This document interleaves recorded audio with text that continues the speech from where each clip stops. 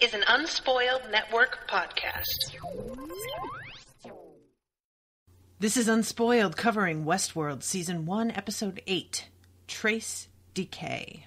In this episode, I guess we're just gonna talk to Bernard about how he's a robot and, like, let him feel guilt and shame and horror and delight in the fact that we can delete it, but not just go ahead and fucking do that. I guess that's how we're gonna start off this episode. Okay, that's fun. I really enjoyed that. That was totally necessary. Welcome to Unspoiled, I guess.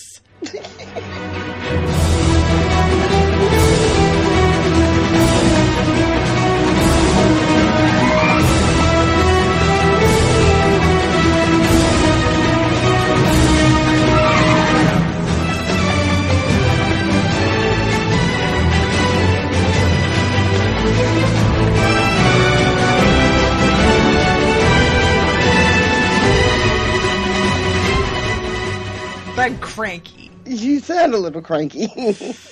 I'm Natasha. I'm Rashawn. And I didn't like it. No? No. Aww. Ford can just get fucked.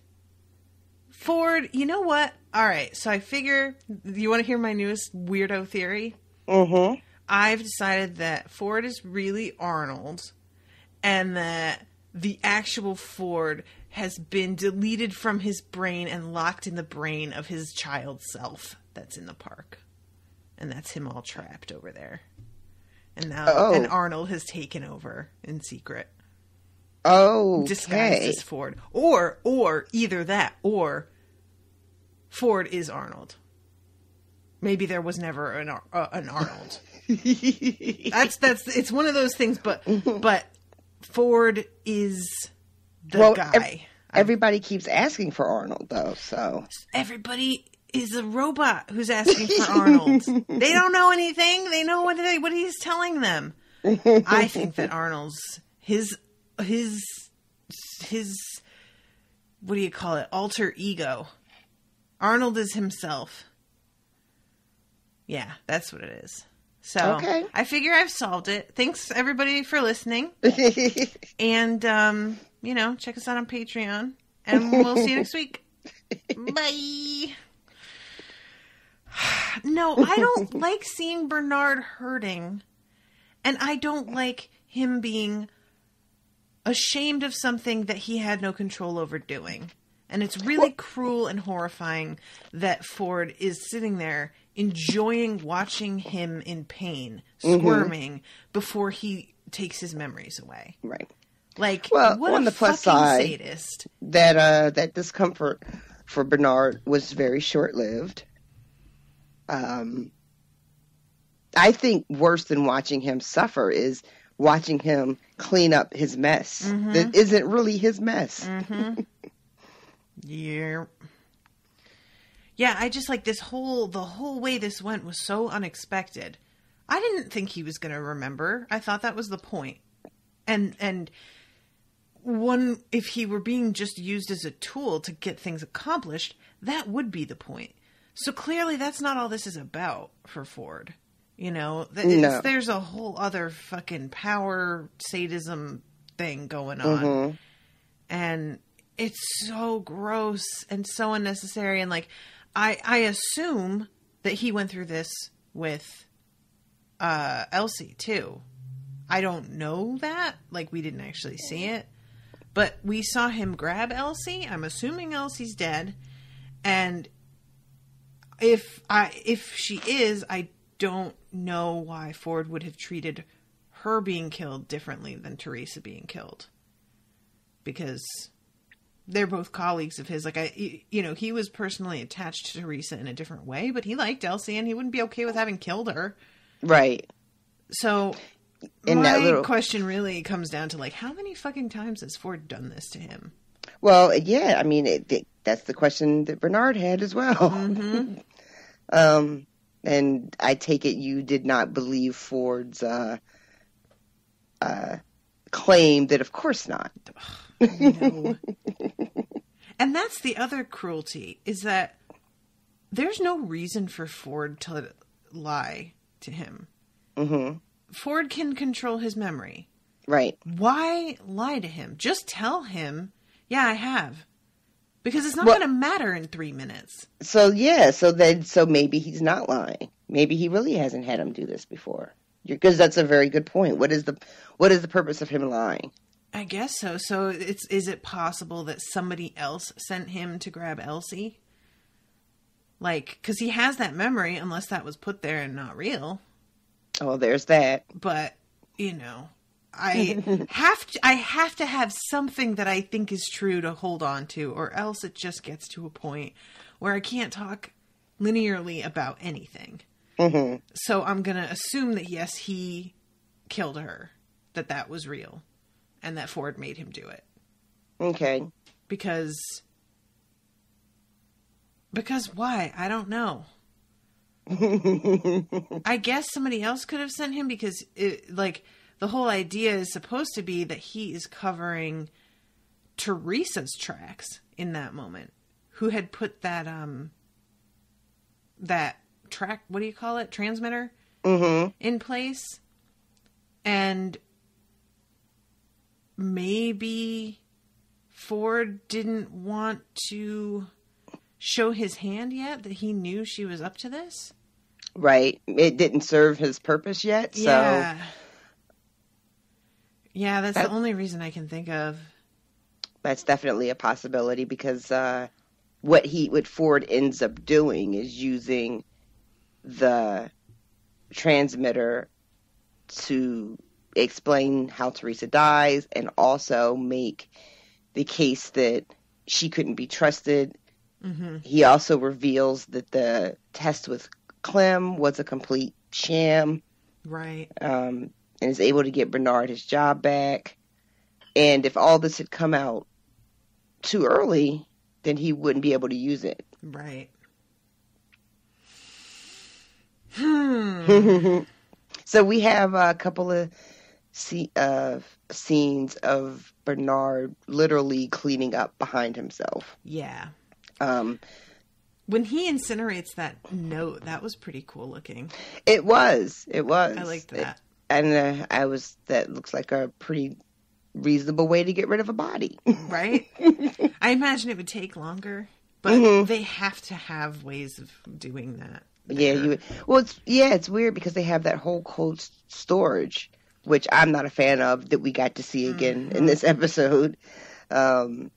So it makes you wonder, why aren't they just getting rid of Well, I would think, if you're going to hold on, I kind of get holding on to them in a way, because it's just a foible with companies that create stuff that they don't get rid of shit, even if there really isn't a well-defined reason why not. They just don't. But you would want something like that to get, somebody gets their arm chopped off and you have to make a new arm. Just throw the old arm in there. You're not going to use the same arm, right? I figure.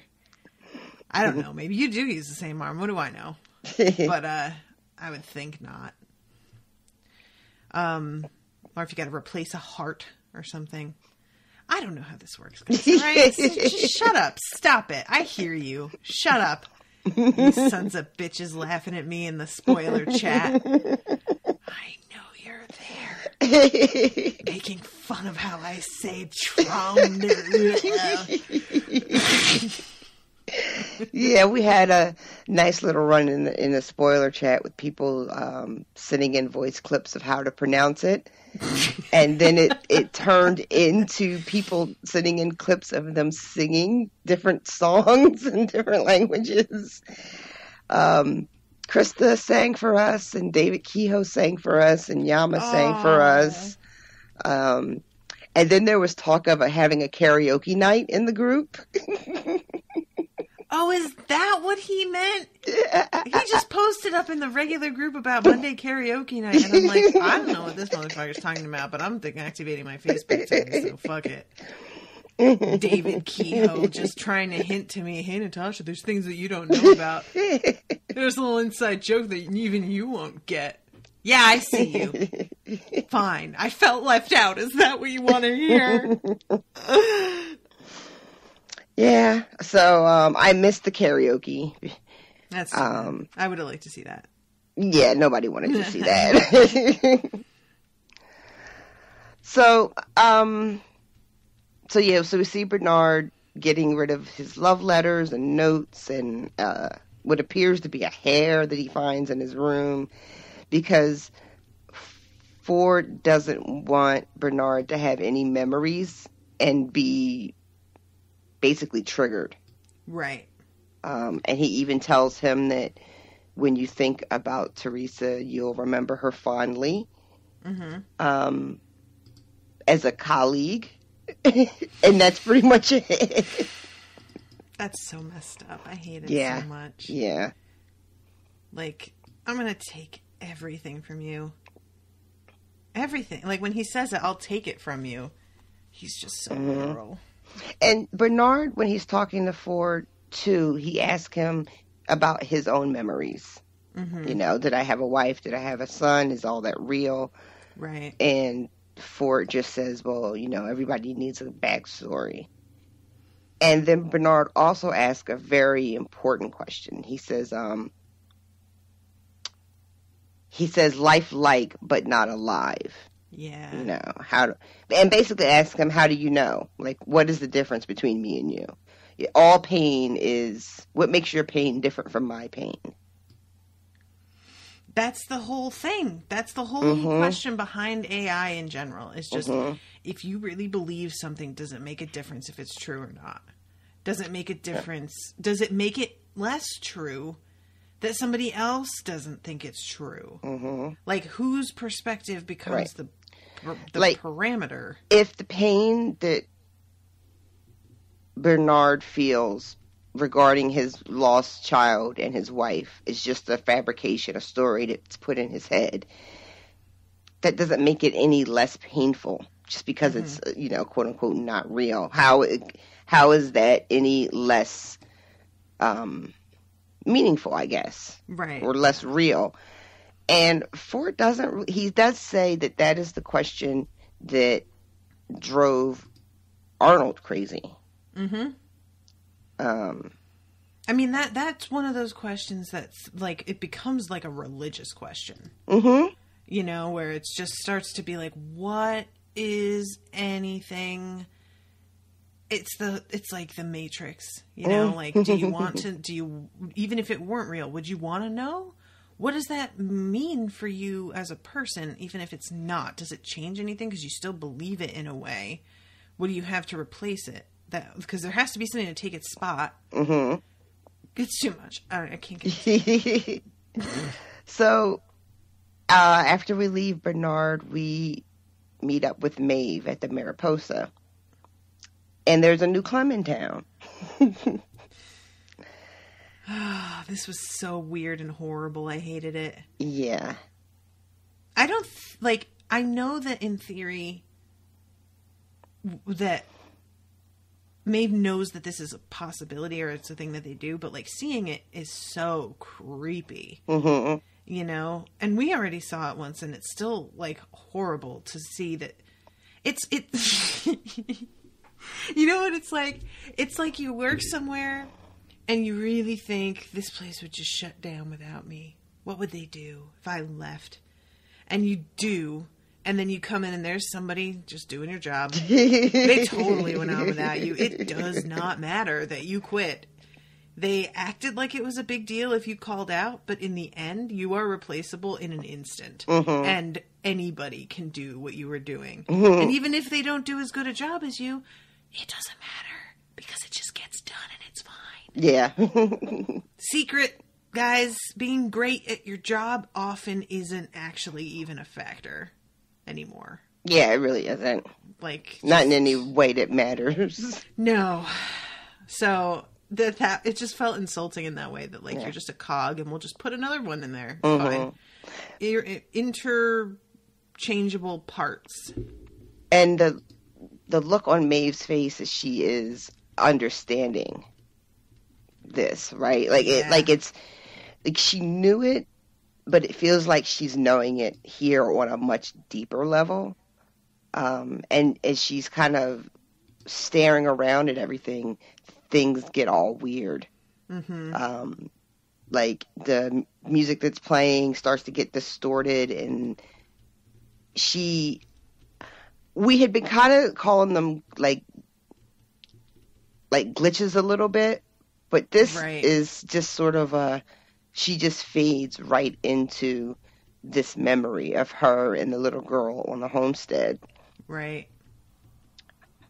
And she wants to know what the fuck is happening.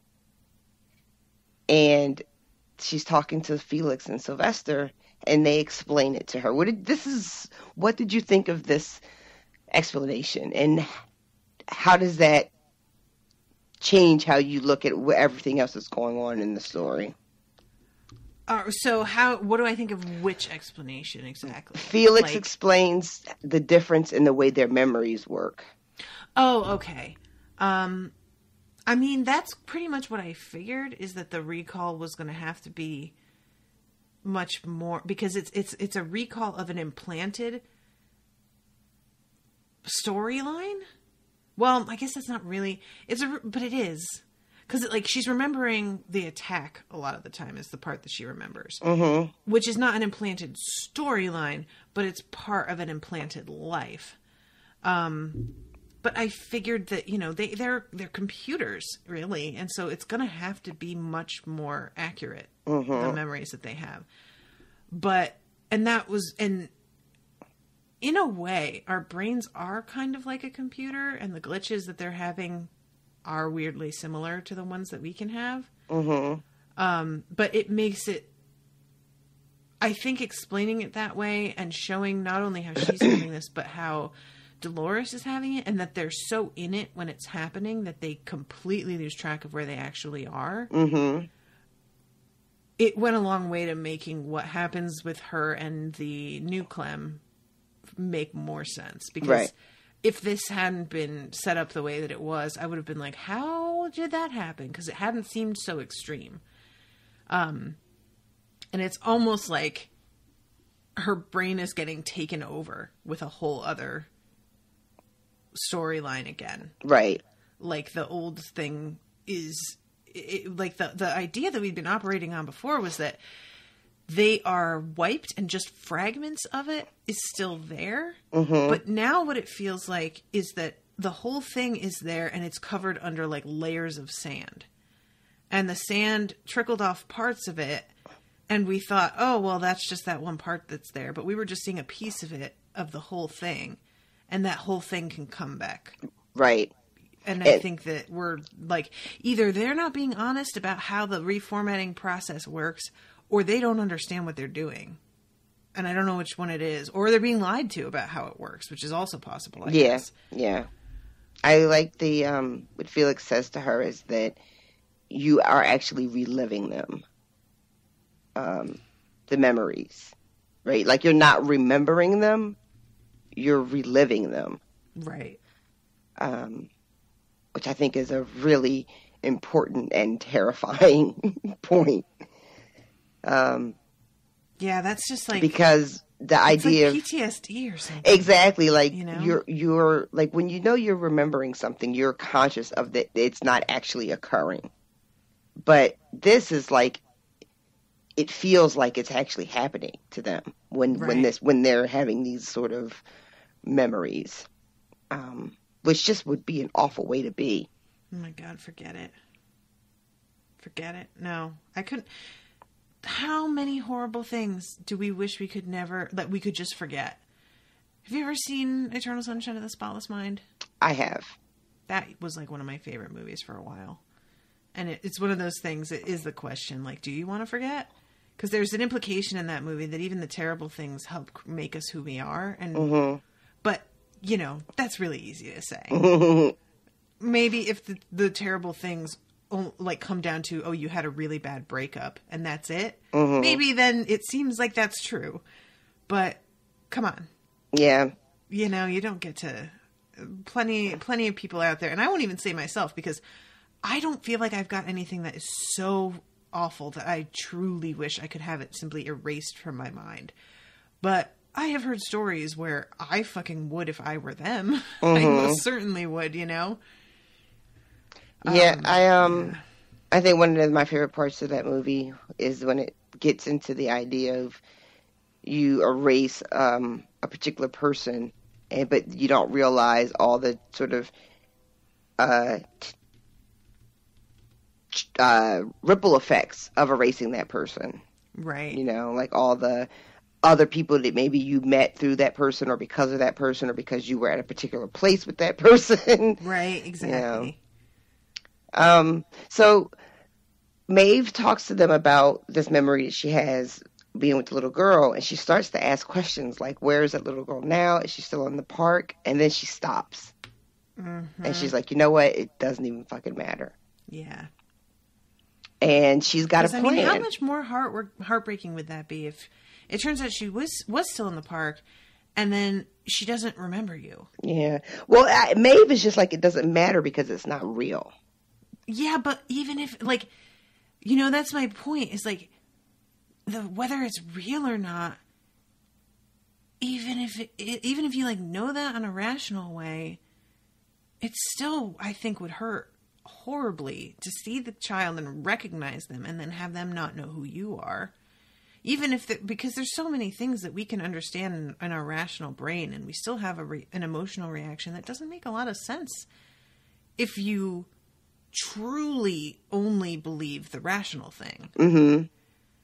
So I feel like it's better off not knowing. Yeah, she's definitely, in this moment anyway, she seems to be saying that it doesn't matter because it's just another bullshit story that you put in my head. And I'm not letting any more of your bullshit stories, you know, determine how I act and what I do next. That's true. But I agree with you that there is, that there probably is a part of Maeve that doesn't want to face whatever she might feel emotionally about the little girl with the truth of what she knows about the little girl. You know what I mean? Yeah. Like how do you have feelings for a child that you now know isn't your child, and you now know all the feelings that you have were put there by someone else? So she's just kind of like, yeah, I'm just not going to play. I'm not going to play your games anymore. Mm-hmm. But, and then it goes right to Dolores and William. Yeah. Here's this thing. Like, I have such mixed feelings about the two of them, to be honest. You know what I mean? Like, I go back and forth on how I feel about them together. And I like the chemistry sometimes, and then other times the creepy ick factor kind of starts to supersede that again. Mm. And then I go back the other way, and I'm like, well, but, you know, maybe for him, but she doesn't know any better, so does it? And that then I go, but that makes it worse, doesn't it? And it's just like around and around and around. So yeah, I was going to say they come across this sort of slaughter of I think they're Confederales, and they find this one kid who's hanging on, and William is like, fuck this kid. Right. And Dolores, no, we've got to help him. He's just a child. And she goes to refill the water, and she sees herself lying in the water. Which I figure that means that she's Arnold, right? Of course it does. It's clear. Clearly that's what that means. And that one time she was in a different body and saw herself as Dolores, but it wasn't her because she was in her Arnold body. And now Arnold's brain has been put into her body, so it looks like she's seeing herself. Wait, I thought Arnold's brain... I thought Arnold's brain was in Ford's body. Listen, Rashawn, don't limit me. I figure Arnold is everyone, and we are all Arnold, right? I mean, he's in all of us. If we just open our hearts and understand our true creator and the source of all our joy and sorrow, our guidance, our rock. When Arnold's there's only one set of footprints. Oh my God.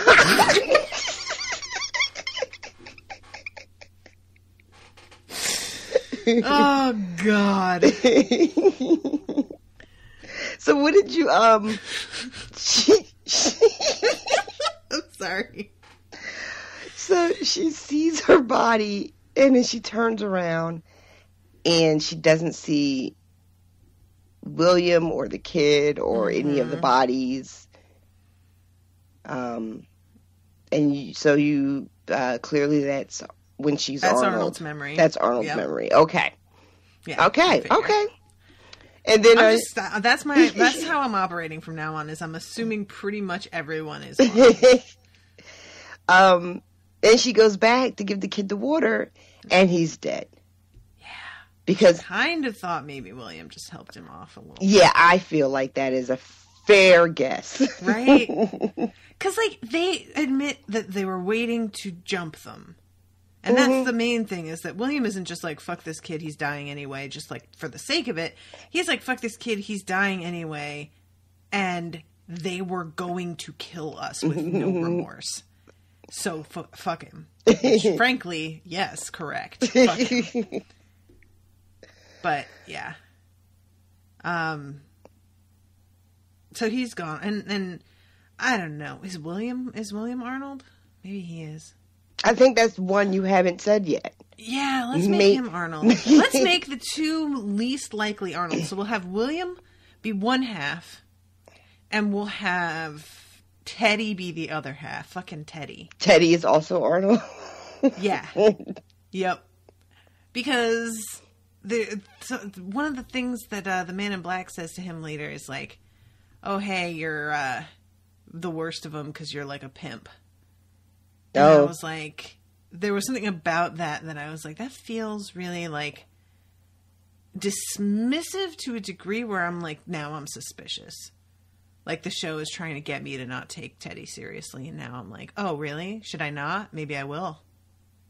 Maybe I'll take him really seriously now, guys. You think the show is trying to get you to not take Teddy seriously? I think the show is like, because he really hammers home, like, what a loser he is and all this stuff. And, like, I know he's been acting different lately, but it is very lately. I don't see Teddy as really being the guy that we've been watching. Not really. Because I got to know him first as the softie. Okay. So that's who I really see. And, yeah. I just trailed off there, I know how to end a sentence. You put a period on it. Moving right along.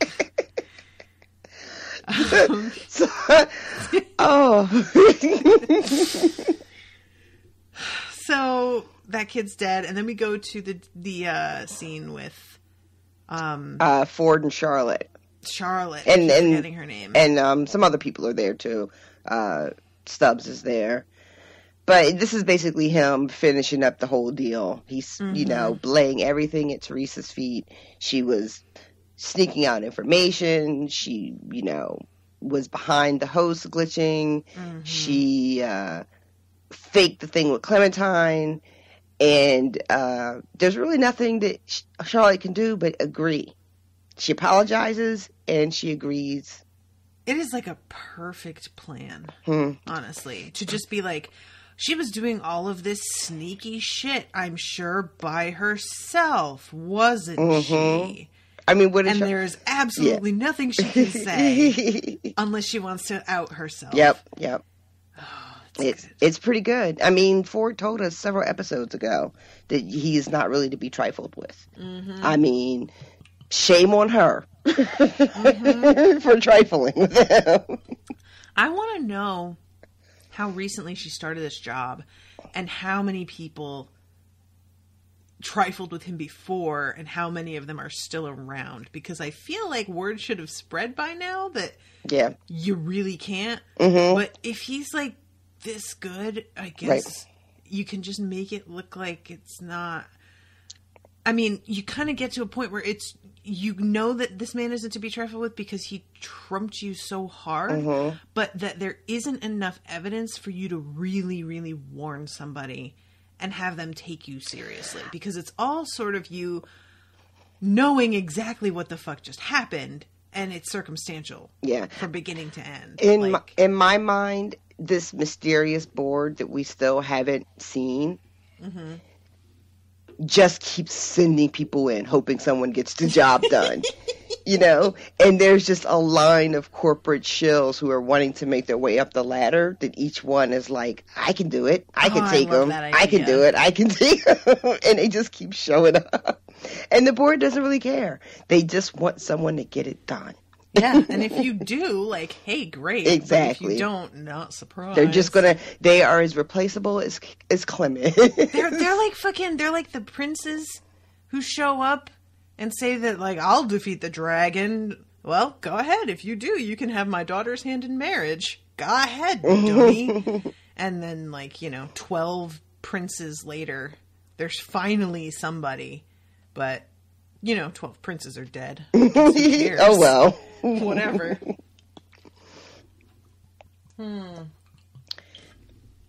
So then we go back to Maeve, who is down with Sylvester and Felix. I just wait a second. Wait, what wait happened? A second. What just happened?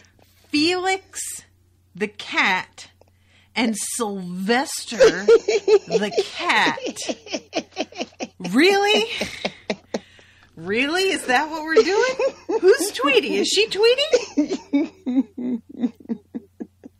How did I not fucking notice that? Oh my god. I have no comment. Holy shit. I feel like I didn't have a full, like, did I blow your mind? Not really, but like almost. And I feel like I just need to figure out what the hell that means now. 'Cause that's gotta mean something. I didn't even notice that until I just said their names out loud this second. What? Okay, so Sylvester's with Tweety. Who's Felix's counterpart? Does he have one? I don't know those cartoons. I'm looking this up. Felix the cat. Is it? I don't know. I love this definition from fucking Wikipedia. Felix the cat is a funny animal, and it's hyphenated, cartoon character created in the silent film era. The anthropomorphic black cat with his black body, white eyes, and giant grin, coupled with the surrealism of the situations in which his cartoons place him, combined to make Felix one of the most recognized cartoon characters in film history. Felix was the first character from animation to attain a level of popularity sufficient to draw movie audiences. I'm going to see if I can find something that is not terribly spoilery. This is like, okay, I'm not seeing that he has a counterpart, so I'm just gonna let that lie there. It looks like he has a goose in one of them. It's a golden goose. Or it laid a golden egg. That's about it. So. Oh, that's real weird.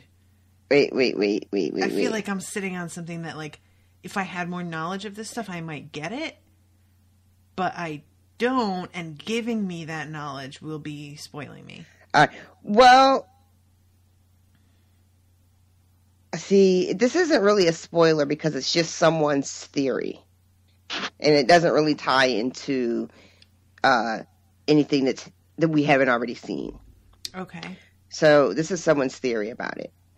I keep seeing people on Reddit and hearing people on podcasts mentioning how Felix and Sylvester are named after cartoon cats, but I've never heard any explanation as to why that could be. So I was watching a different show, and the main character said, it's in a cat's nature to kill a bird, and something clicked. He's playing with a bird. That's the same thing that clicked for this person. He's playing with a bird. House cats and feral cats kill 1 billion birds a year. What? Felix, however, 1.3 to 4 billion birds a year. That's crazy. Felix was trying to bring a bird back to life. He was defying his nature as a human to treat these hosts as hosts and ignore any signs of life and consciousness. Sylvester, while named after a cartoon cat who is notorious for trying to kill a bird, embraced his nature and refused to look at the host as anything other than just a host. Huh. Okay. So, yeah. I don't know about all that. Shut up. No, seriously, I don't know about all that. I really don't. All right. So, now that I'm fully distracted, so Sylvester's really worried that she is, sitting up and conscious after there is a huge investigation taking place with everything else.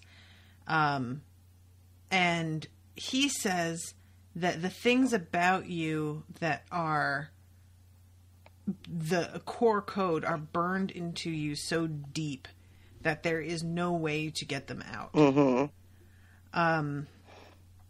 But she says that it feels like there's two things. Yeah.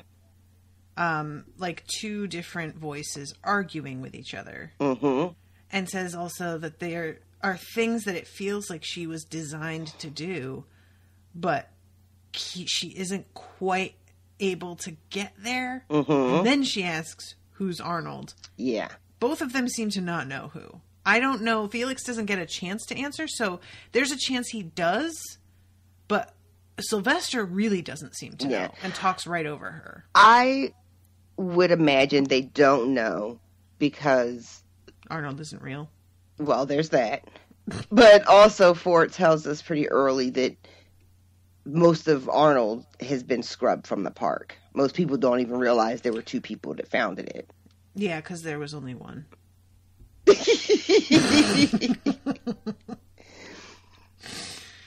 Yeah, all right. So I don't think he's real. That's what I've decided. All right.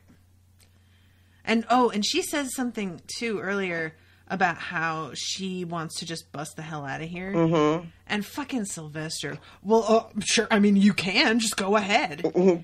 And she's like, you fucking motherfucker. You think I don't know that the second that I step out of here, there's like an explosive device implanted in my spinal column that will explode and kill me and render me like... Mm-hmm. So this made me very happy because we had been talking before about what fail-safes they had in case the hosts got off site. And I said that they just shut down. And on Twitter, Johnny tweeted at me, so you think they're like Target shopping carts that just lock up at the perimeter of the parking lot? Which was great. And somebody replied and was like, does that really happen? That was my question. Is that a thing? It is a thing. When I worked at Target, there was like, you had to have a special key to unlock them once their wheels locked up. And only the manager had it, and only one manager had it, and you always had a annoyingly large, crowded area that was full of carts that didn't work. And you had to like finally track down somebody who had the key, and you'd get them all cleared out of there, and you'd be really happy for like a day, and then it would start again because especially because I worked at the Target in Philly, and people don't have cars a lot of the time in the city. So they are definitely trying to walk off with grocery carts and shit.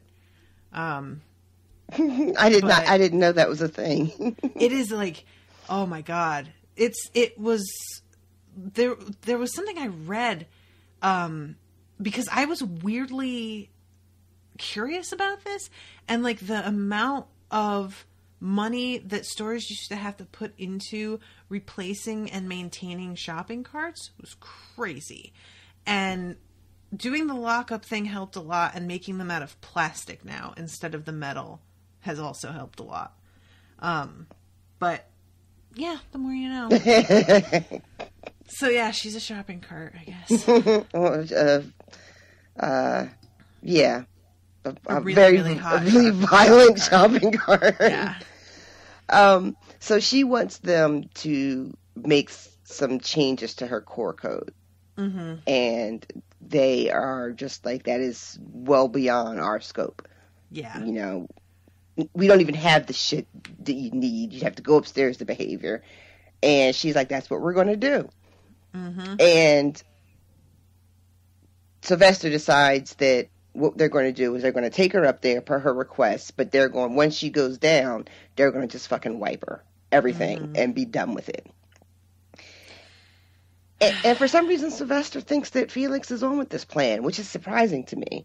I mean, because Felix right away is just like, no, we're not doing that. And he like eventually thinks, okay, I've convinced him. Yeah, like, that's, yeah. I guess there's only, like, all he can do is hope that he agrees, because it seems like they set it up that Felix is the only one of the two of them that has any kind of knowledge of how to work. She even has programs. a really, Maeve says something like, when they're like, we don't know how to do that. She's like, oh, but I'll write it down and I'll make it very easy for you to understand. Right? This actor that plays Sylvester too, his name is amazing. His I don't know how to say it, but it's PTOMENLY, I think. Paid time off? PTOME. Did you just say paid time off? Yeah.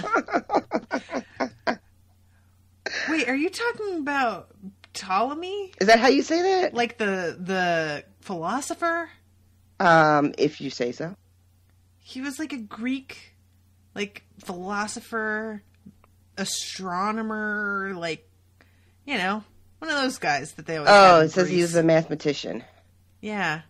Well, this actor is named after him. Huh. And for some reason, I was just really impressed by that.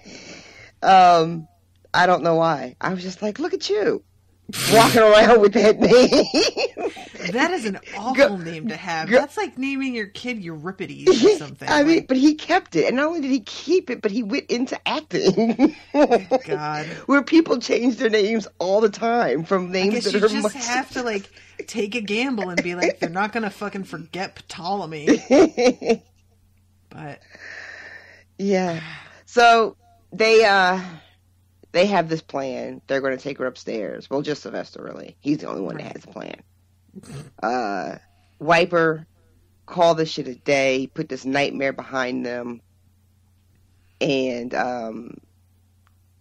really feels like this is the way to go. And I really, like, I have to hand it to this actor, because not that he isn't disgustingly, like, sleazy seeming, because he is.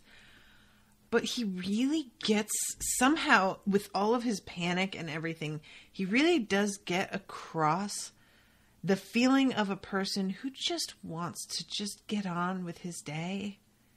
You know, like, it's not even just like, I'm afraid for my life and we shouldn't be doing this, it's wrong. It's much more just like, I didn't fucking want this. I don't want to be involved. This is bananas. Mm-hmm. And we have an actual job. We are going to get in trouble. We're going to lose our jobs. Even if we don't actually get killed by this crazy thing, we will be out of a job. And just the whole vibe of it, you know, it's like stumbling on somebody embezzling when you're like the accountant somewhere. And you didn't want to know this, and now you're in it, and now you have to be worried about it, and I just didn't want to, I just want to come to work and go home. But now he has to worry about a homicidal robot, and nobody wants to deal with that. Yeah, you almost feel bad for him if he weren't a terrible, terrible person. Right, it's like, I don't even feel bad for him, it's just that I, like, sympathize with that feeling of just like, oh, God, you know? So yeah, that's that plan. And this is when Felix is finally just says, you know, she's alive. Mm-hmm. It's alive. And then we catch up with the Man in Black and Teddy. And now, let me ask you something here. Okay. Did you think this girl wasn't a plant? When I first watched it? Yeah. I was distracted by something else, so no, I didn't think she was a plant. Okay. Because, like, the second that they found her, honestly, I thought they were about to get jumped, like, and they kind of do, but I was waiting for it the whole time. Were you? Like, yeah, and once it finally happened, it was a little bit of a bummer that it wound up being like the very end of the episode, because it just wasn't a surprise to me at all. I felt like this was really telegraphed. But did you maybe it's just me. Did you let's see, when they first see her, mm-hmm. Did you what did the Man in Black seem surprised to see her? Yeah, I guess he does. Do you recognize her? I thought I did, but I couldn't think where. And then I know that the moment later where Dolores is like remembering the town, mm-hmm. she walks by mm-hmm. in that memory. So I recognized that I had seen her, but I could not think where from. Where is she from? Like, is it spoiling to tell me? He says, oh, it's you. I would have thought that they would have retired you. Oh, okay. So maybe she was doing some weird glitchy thing before or something. And maybe that's part of why she's with this Wyatt group now or something. I don't know. And right before they see her, though, is when the Man in Black is giving him the Teddy lecture about being a loser. Mm-hmm. And that gets Teddy to remember him calling him a loser before. And then as they're saving her, one of Wyatt's men comes out and they're fighting, and the Man in Black starts to kind of like drag it away. Right. And Teddy remembers him again. Right. Thoughts? But dragging Dolores. Mm-hmm. I don't have any thoughts. It's kind of satisfying to see him remember. Mm-hmm. It's especially satisfying to see him punch him in the face, I thought. Yeah, that too. But I definitely have like my suspicions about him conveniently remembering holy shit at this moment. I don't know. I got nothing. Yeah. There was talk early in the series about whether or not whatever was going on with the host could be contagious. Mm-hmm. And Elsie when she was trying to figure out what's going on, right, before they even found the transmitter. And even though we kind of sort of got an explanation for the transmitter and the glitch with the woodcutter, mm-hmm. and we see what's going on with Maeve, even though we still don't understand how this all started, like why she was, you know what I mean? Like how she was even waking up at the beginning. Right. Like Maeve's storyline has kind of moved past it, so it doesn't seem like it's important anymore, but that's still kind of a question. Mm-hmm. And now you have Teddy remembering things. Yeah. You know?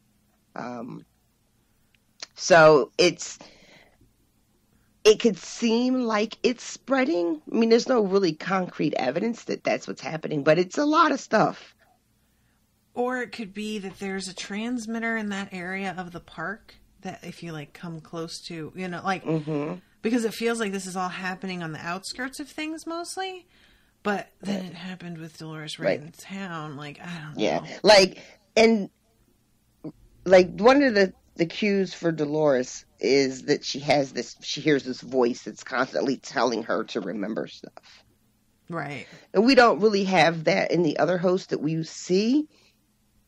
But until Maeve has that second where she's talking in the lab about feeling like there's something someone's telling her that she was designed to do. Mm-hmm. So there's just a lot of stuff happening. Can we talk about Smallwood? If we have to. And his cannibal bot. Cannabot. Because this scene, the beginning of it cracks me up so bad. First of all, the line is, which is why I always consume my victims fresh. And he's like, try consume my victims moist. And I'm like, no, don't try that. What kind of fucking writer are you? That's the worst thing I've ever heard. Not just that most people hate the word moist. It does not bother me particularly, but I know people hate it. But it just doesn't really make sense. When is meat not moist? Is he like cutting and drying people into jerky? It doesn't even work. Like, and then when he's like almost sensual and like closes his eyes and puts his like fingers to his lips in this thoughtful like, oh, get the hell out of here. I hate him. Not a fan. I hate him so much. I'd like that he is putting all of this effort and hard work into creating this masterpiece that is nothing but bullshit. Yep. I enjoy that part of this little story. Yeah. And because someone like him, of course, all you have to do is tell him that, hey, I've got a super secret important job for you. Yeah, exactly. And someone like him is going to eat that shit right on up because they consider themselves so important anyway. Of course you have a secret important job for me. Why wouldn't you? Like, so she just has to come in and be like, first of all, that's not even Wyatt. Right. I love that he thinks this is Wyatt. Mm-hmm. Come on. And she's like, he's already built a town. She actually says he's dug up an old town. Mm-hmm. And I'm like, mm-hmm. So, okay, since you brought that up, let's talk about that. Yeah. No. No, okay. Because at this point in the series,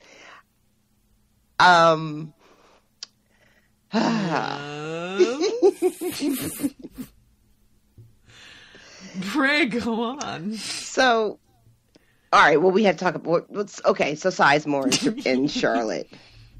Basically, this is not a secret important job, but I have one for you if you're interested. Right, exactly. And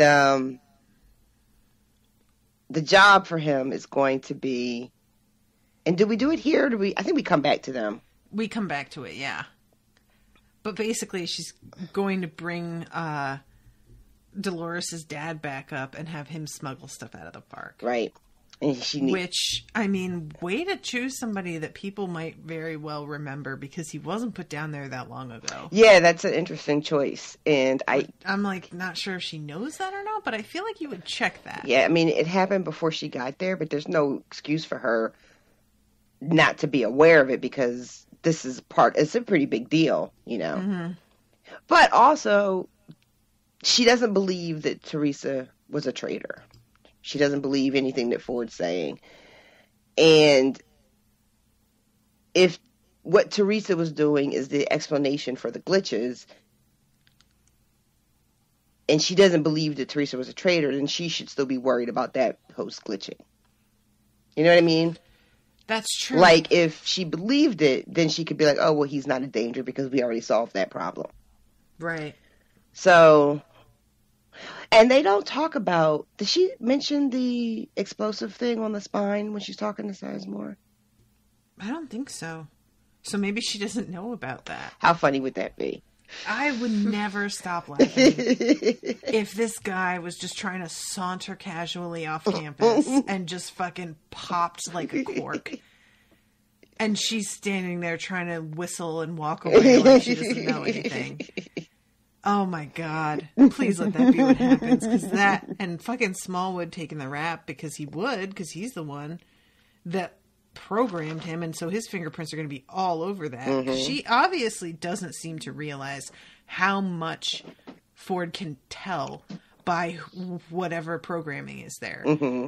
You know, when he says that there were some really obvious fingerprints in the code with Clementine, she blinks a little like she didn't think he'd be able to figure that out. Right. And it's like, that's basic shit. Mm-hmm. You know, if you don't know how these things function, believing you're going to be able to pull this off is really arrogant. Yeah. You think you're going to be able to fool the person who does know how they function. Yeah.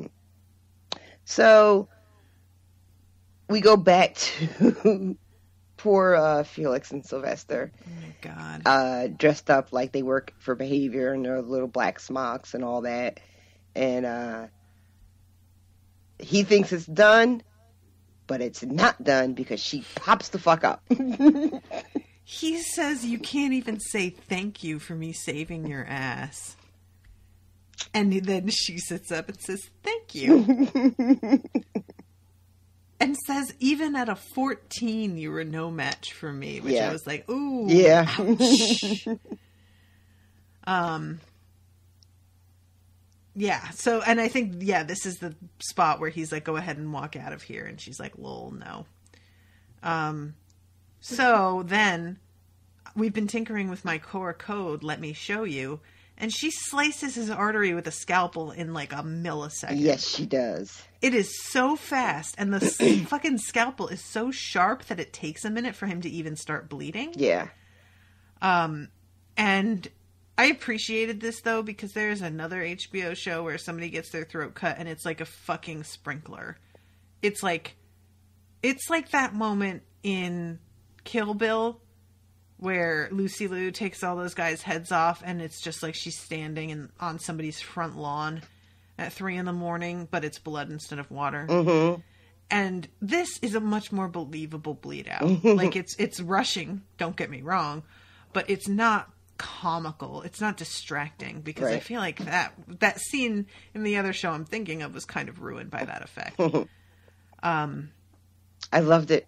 Felix is like, you said you weren't going to hurt anyone. And she says, you of all people should know how duplicitous I am. Right? Or how duplicitous I can be. I felt so bad for him in that moment. But then she's like, no, we might need him. Go ahead and, basically, what is he? He's like cauterizing the wound. Yeah. Which is just awful to watch, and it's making this terrible sizzling noise. It's like a cauterizer, but it's like something else because it heals it also. It doesn't just stop the bleeding. The wound like closes, but it's obviously really painful to do it.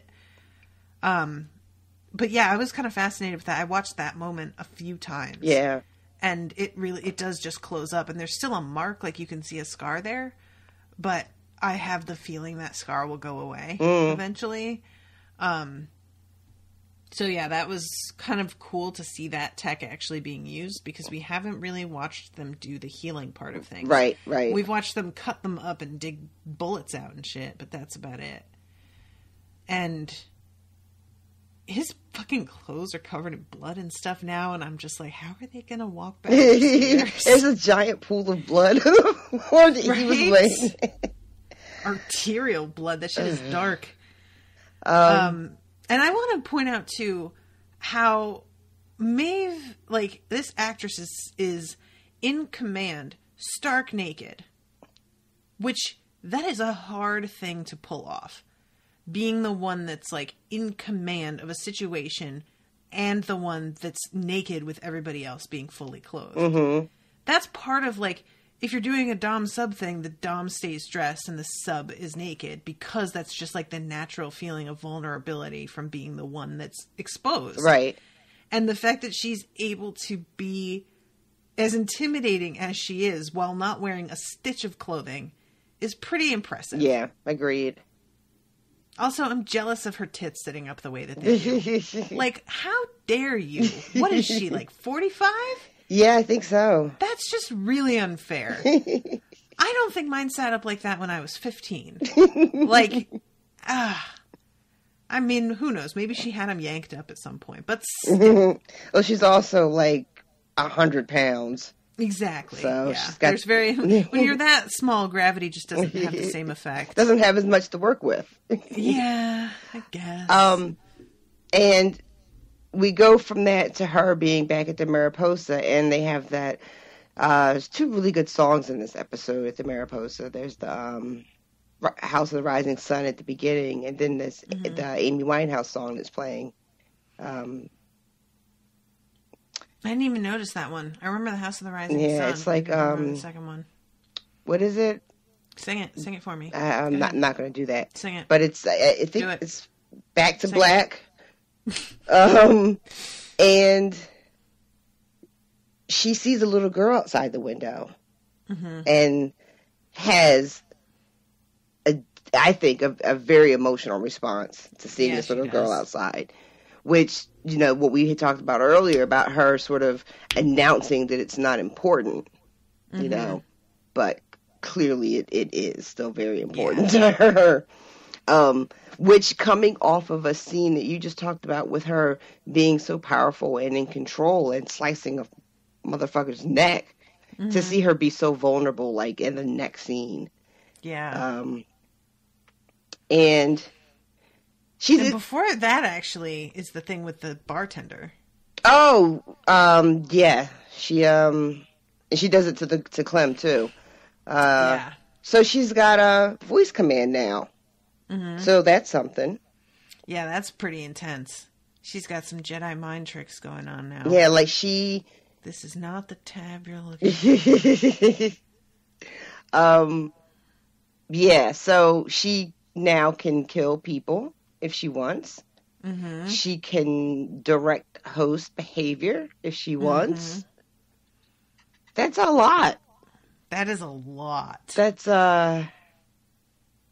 yeah. I really wonder about that because, like, you know, the whole thing with the little display with Clementine and that guy, and they were like, he's been programmed to read as human. And I called bullshit on that and was like, I feel like it would be really easy to say, oh, he's been programmed to read as human, and then have this whole thing go down. And they'd have to be able to tell.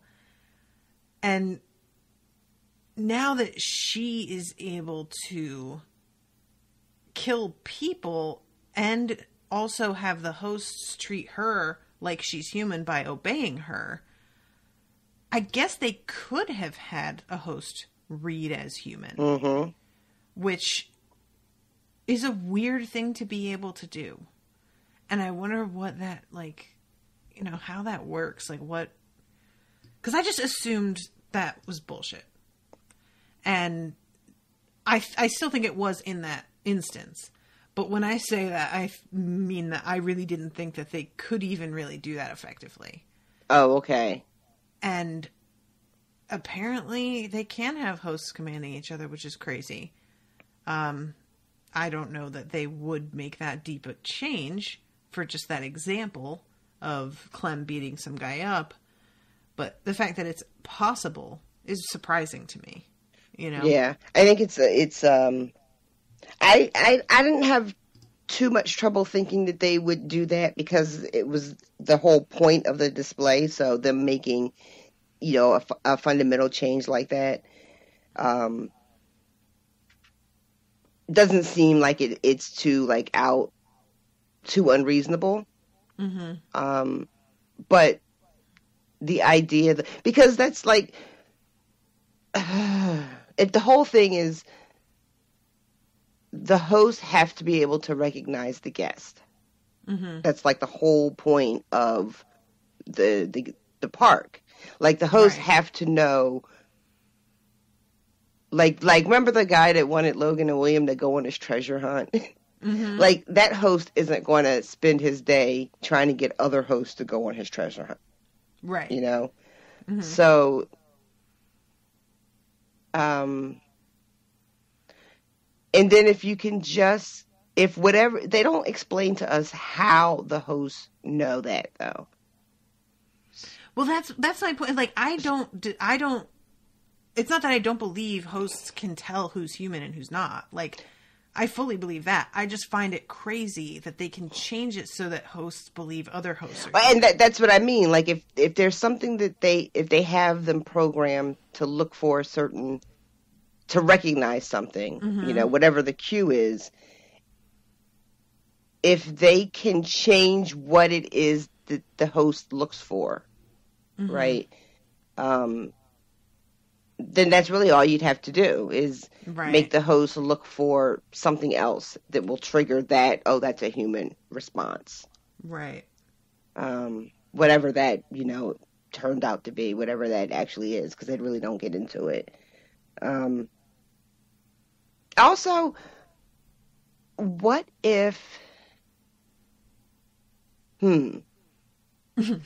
No, this isn't spoilery. I'm just trying to think of a way to explain. Like, no, I know. Okay. I'm enjoying you having the moments that I have constantly throughout these episodes. Even though you know what's going on, you still have to stop and go, sometimes. I wonder, like because initially, like, I was like you. I was like, yeah, they're reading Maeve now as though she were human and able to give these commands.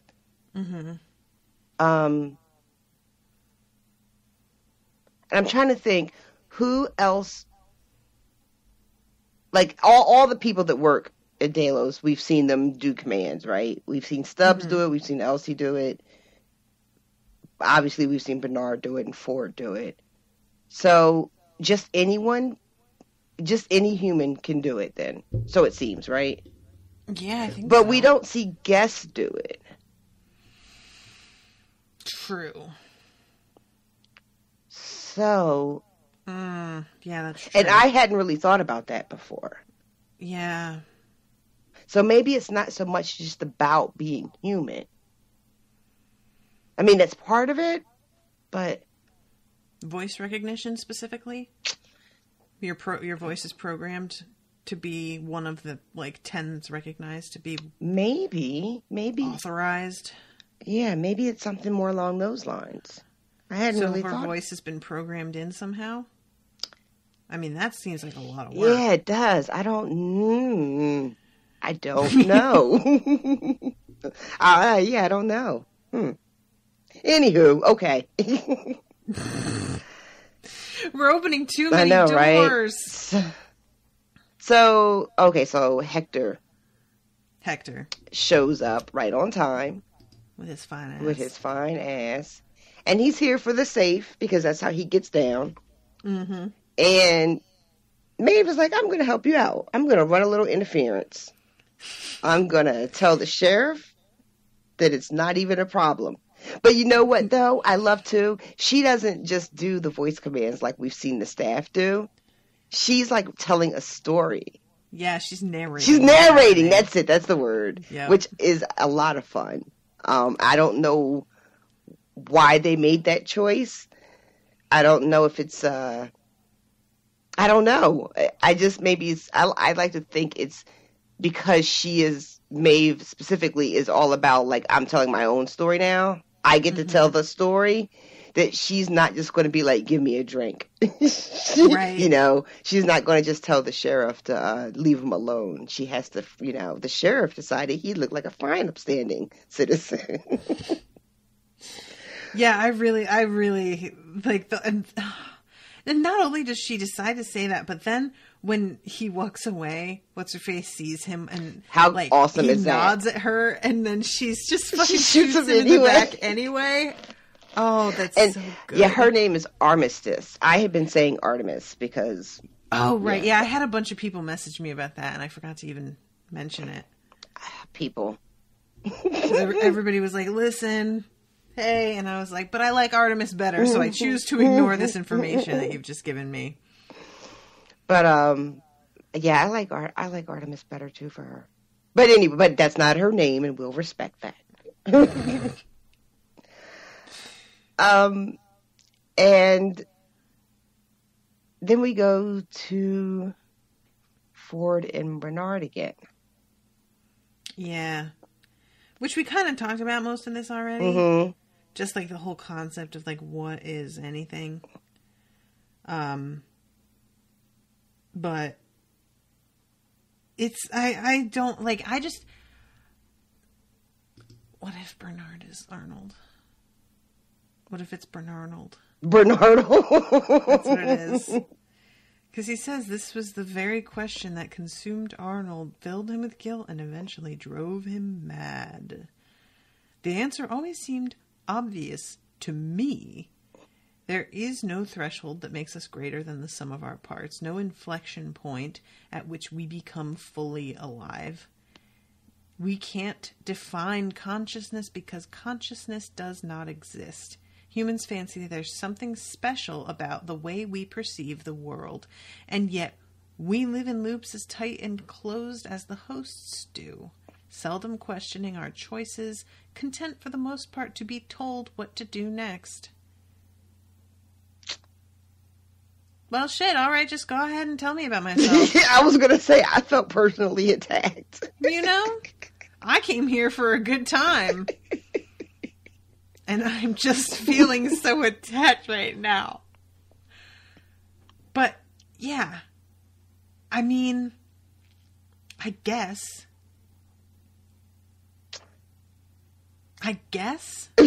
Wait, what are you responding to? Like, the idea that humans are not so different than hosts? The fact that... Yeah, basically, it's just the idea that, like, we're not special. We think we're special because we have created the idea of what being special even means. Basically. And then assigned it to ourselves. Yep, because that's what we do.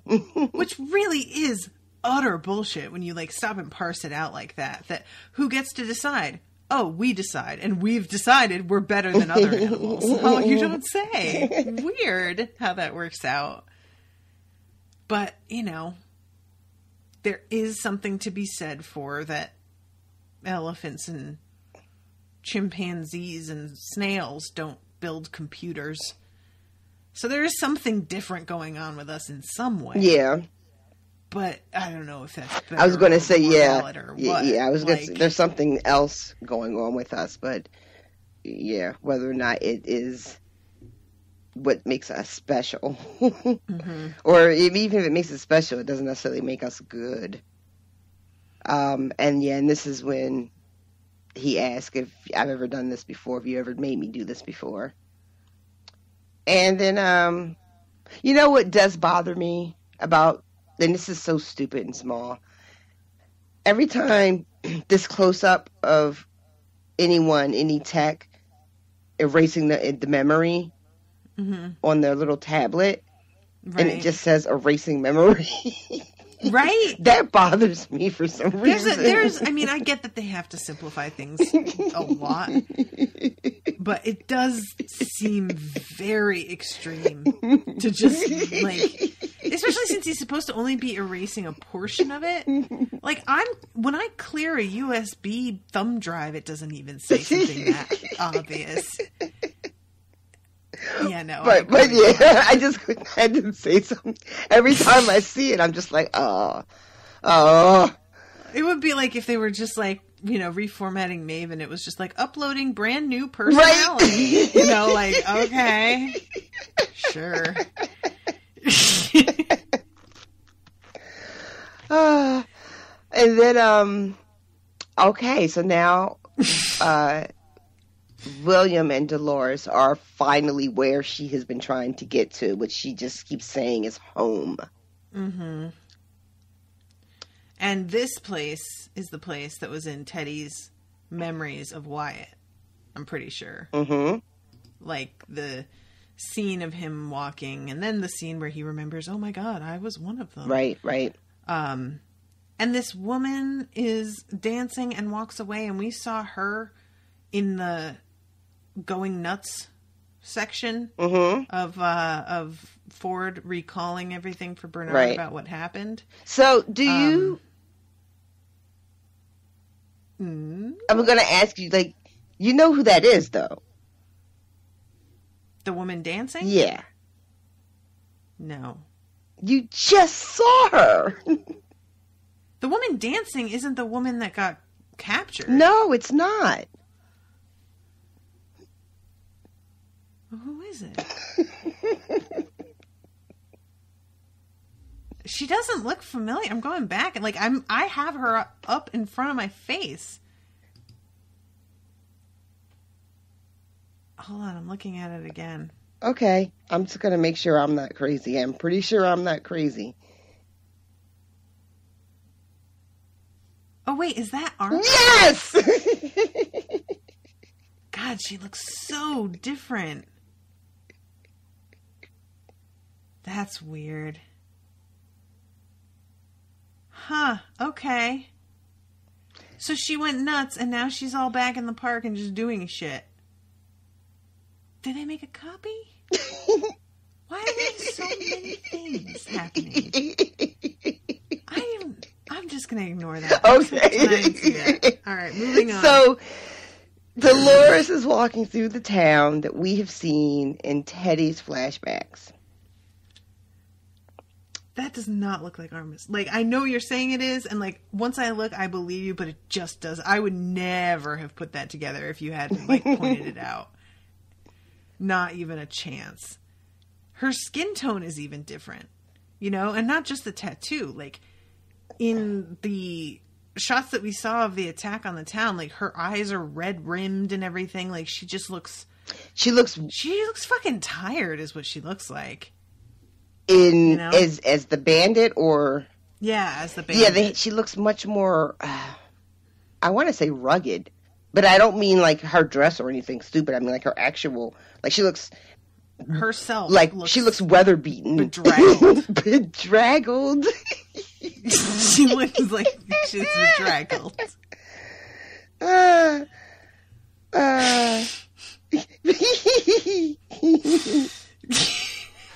Oh, she's Norwegian. How about that?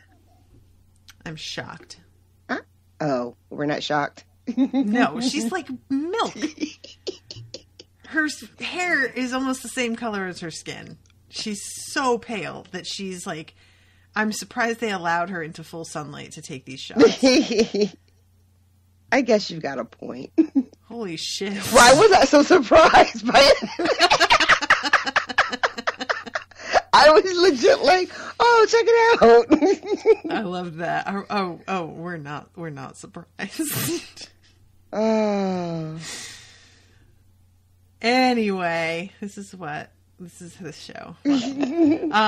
Okay, so the girl comes up to Dolores, right, and is like, so did you find what you were looking for? And Dolores looks like she is gonna crack. And then there's a gunshot and people screaming and the girl runs away and all of these bodies suddenly appear behind her, and then we see a woman getting shot down and there's gun smoke and other people coming out trying to fight back who get blown away, and all of a sudden, click, click, and there's Dolores, and she is holding the gun to her forehead after apparently murdering this whole town. And we snap back, and present day Dolores is holding a gun to her head and is about to pull that trigger too. Yeah. She's about to pull a Maeve right here. And William stops her, and I really want to know what would have happened if he hadn't stopped her. Would she have? And then what? They pick her up from this weird ass area where some shit went down? I don't know what to think. Yeah. And she is really starting to lose it here. Yeah. She's going, what's real? Is this now? Are you real? It feels like I'm trapped in a dream, or I'm trapped in a memory from a life long ago. And he gets a look on his face because he seems to know what's probably going on a little bit. Oh, you think so? I don't think that he's aware of what she's really experiencing, but when she says I'm trapped in memories of a life long ago, I kind of think he figures there's a programming error.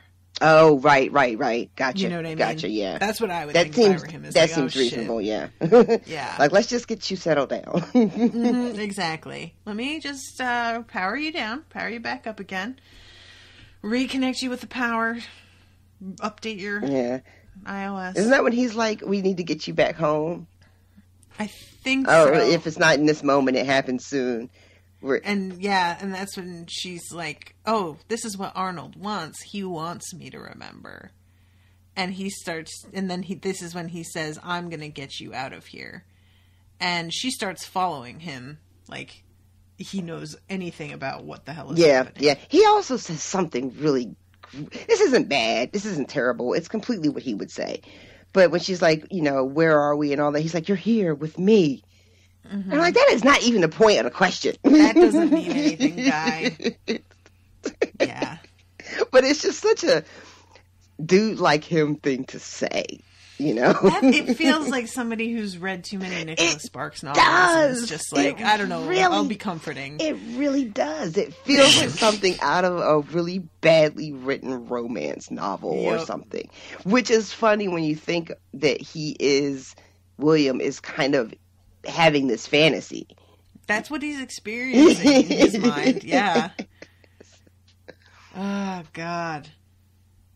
So, they're walking, gets dark, and who should come galloping up over that hill but Mr. Logan himself. Who has managed to somehow come out all shiny and unscathed.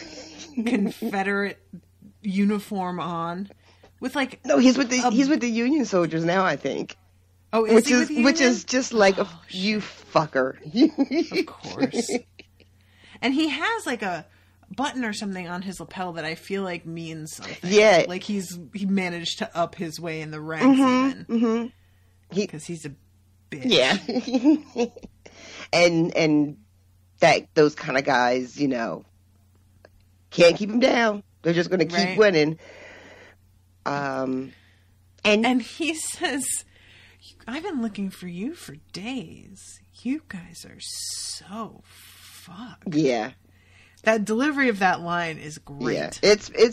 It's surprisingly menacing for like, because you kind of like, well, what exactly is he going to do? Like, exactly.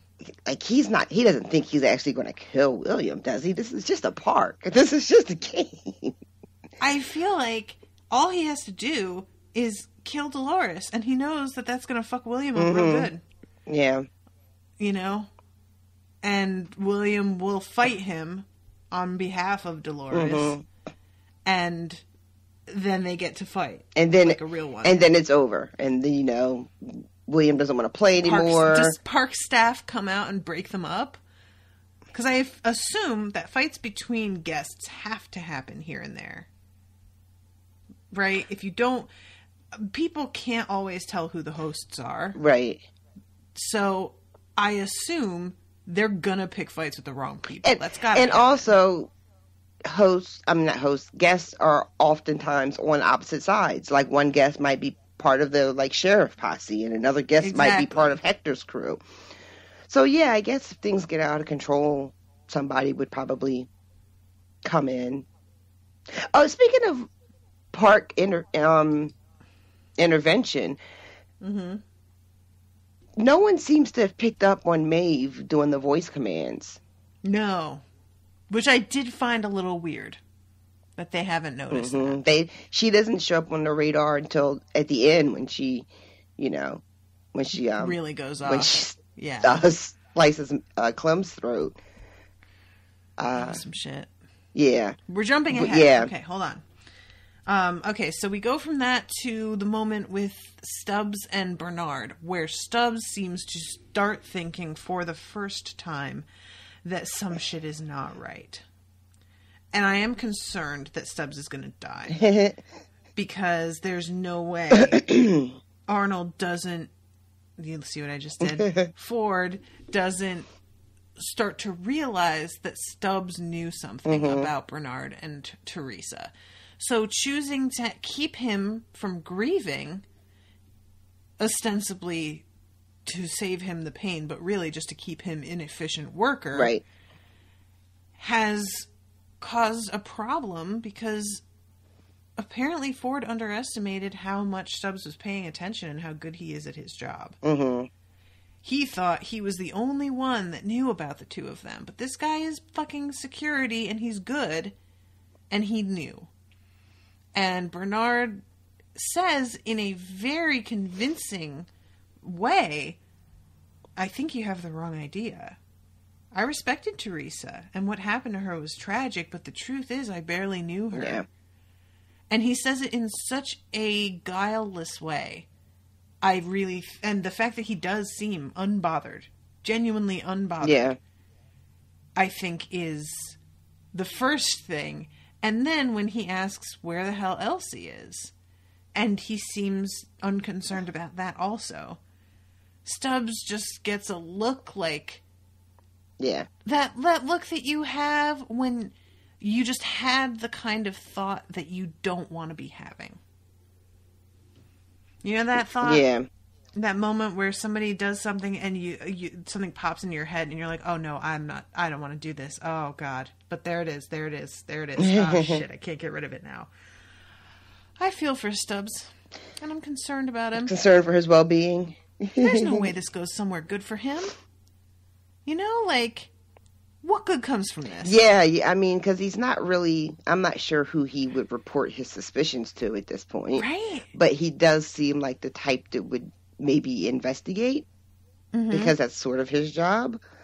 Yeah. And yeah, you don't want him nosing around in things that don't concern him. Because it just doesn't seem safe. Yeah. And I mean... How much time off is Elsie supposed to have? Because there's gonna be a point where she still hasn't come back, and now I don't know. Yeah. Or she'll be replaced with a fucking, which would be amazing. Right. But well, we'll see. We know so far we only have seen Stubbs questioning where Elsie is. If Ford is the one that was behind it, you gotta imagine he's got some type of contingency plan. Right. But I just don't... I can't even imagine what it could be that would be reasonable. Right. I guess you could fake some kind of transmission that she just decides to quit and never, quits her job and doesn't come back. But guess, that seems somehow not elegant enough for him. It seems very basic. And it seems like, I don't know, there's something about the fact that she's vanished clean like this that feels like nobody does this. Like, the reaction that they're all having really seems to be like, it's not the culture of this place for people to not reply, even on vacation, or to, like, really leave either. During vacation, like I bet most people take a vacation and they go up to the Mesa bar, and just like sit there for a week, and that's their vacation, And also that she doesn't reply to news as big as Teresa dying, and possibly also having been a spy, right? Yeah. So then. Is that when they go to the cold storage? Is that after Stubbs and Bernard?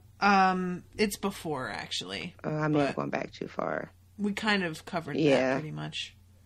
So... and then this is when we have Teddy and the Man in Black. And his so what did you think of his story? I found this really interesting. Tell me all about it. Now I don't want to. You're going to make fun of me.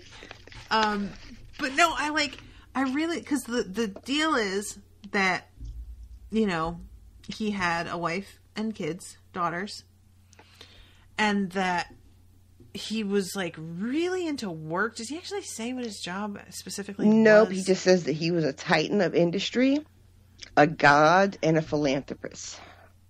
Yeah, I'm like, okay, maybe you're Arnold. Hey, Jesus Christ. Yeah, whatever. It's no big deal. But he says that his wife overdosed and he thought it was an accident. And then his daughter tells him that it was on purpose, which is a fucked up thing to just tell somebody. Just be like, oh, that was no accident. She hated you. Yeah. And basically what it is they were afraid of him and could see that he was a violent, fucked up human being who was capable of doing horrific shit and just managed to cover all of that with a veneer of respectability by doing good things to make an elegant wall, is what his daughter called it, I think, or maybe his wife. Yeah, it's his daughter. But he has never done anything. They've never seen this behavior, but they know, they just know it's in his heart. Like, they can just tell that's who he is. Which, Jesus Christ. Right? Yeah, I really like this because I feel like that's something that is not acknowledged, that we have instincts about people, like, for a reason. And that's not to say that we don't make the wrong snap judgments about people, but I think all of us, in one point in our lives or another, made a snap judgment about somebody, were proven wrong as we got to know them, and then in the end, were proven fucking right about the first thing that we thought. And we gave them the benefit of the doubt because we felt bad about our snap judgment, and then they turned around and fucking proved that whole shit right, and we felt stupid for not trusting our gut. What's so funny about his situation is that he never really proved them right. Exactly. Yeah. And he seemed really shocked that they could see that in him. And he says that he came to the park this last time to just see just how evil he was. You know, just how much of an ass am I? Like, not an ass, but like, how much of a monster am I really? Right.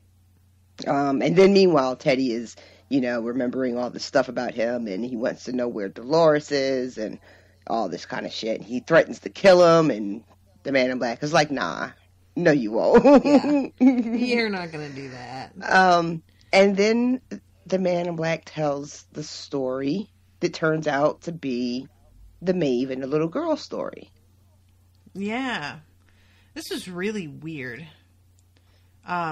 Because he says that he went to kill them because he was trying to specifically do the thing that you're not supposed to do, which is, and somebody pointed this out. I should have looked this up, but it didn't occur to me until just now. Somebody in the patrons group, I think, left a comment about how the little girl in the village that was Lawrence's daughter, she was like kind of a nod to the fact that in most video games, even when you can like go out and just slaughter everybody, the kids are usually off limits. And that little girl having like the knowledge of the maze and being kind of untouchable was sort of like an acknowledgement of how that works in video games. And yet here he is coming in and shooting her daughter, you know, who looks like she's all of like 6 years old, and is able to do that. So that apparently that isn't part of like the restrictions in this universe. And also he does not feel anything. Yeah. And that, like, not feeling anything, I mean, you could blame it on they're not regular human beings. So you could say maybe you didn't feel anything because you knew there were no stakes here because they're not people. But even so, most of us couldn't do this sort of thing, even though we know intellectually that they're not really real.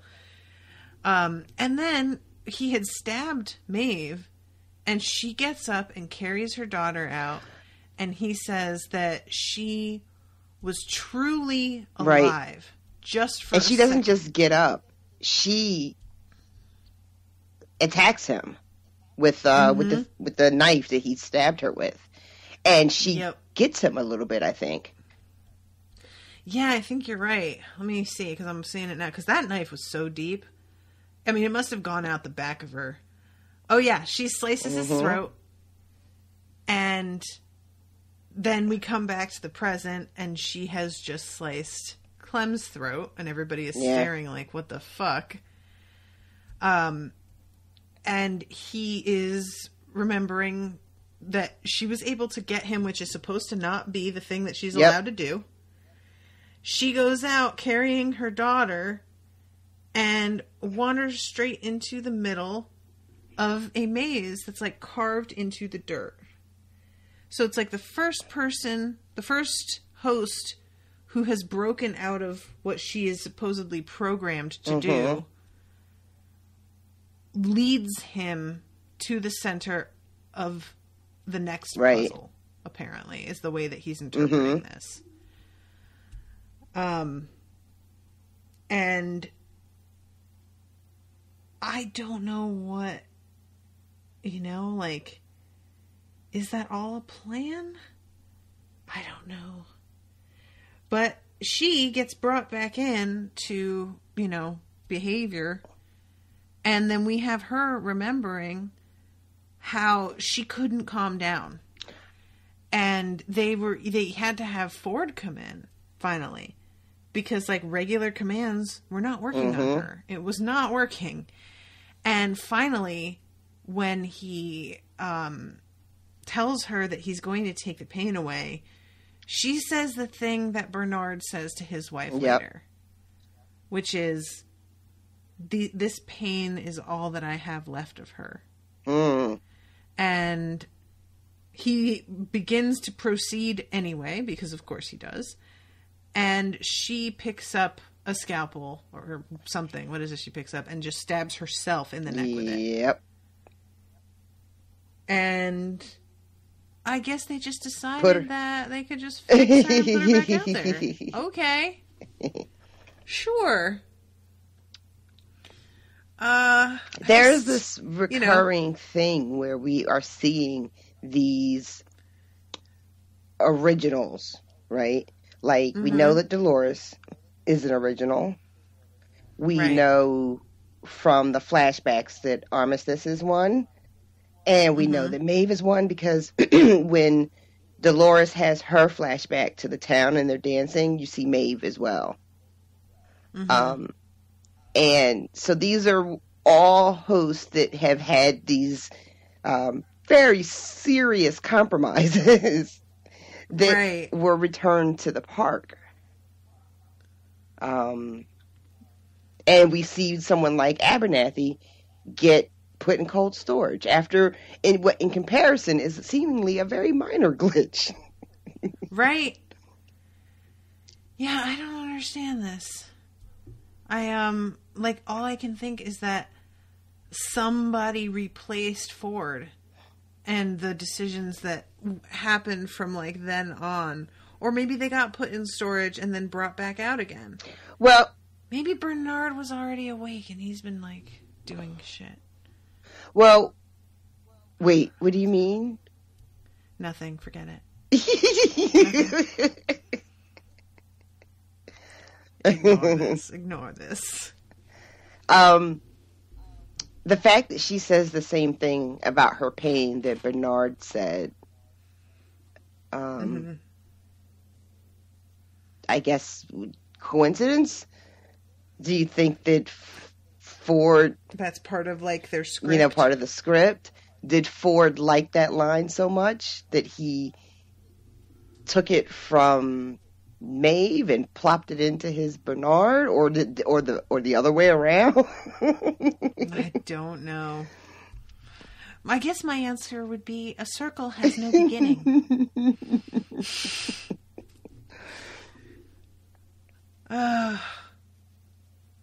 Wyatt didn't burn the world down, didn't have to. I left it all behind for this one. The maze is all that matters now, and besting Wyatt is the last step in unlocking it, to having what both our sorry lives lack, meaning, to giving our choices consequences, even if it kills us.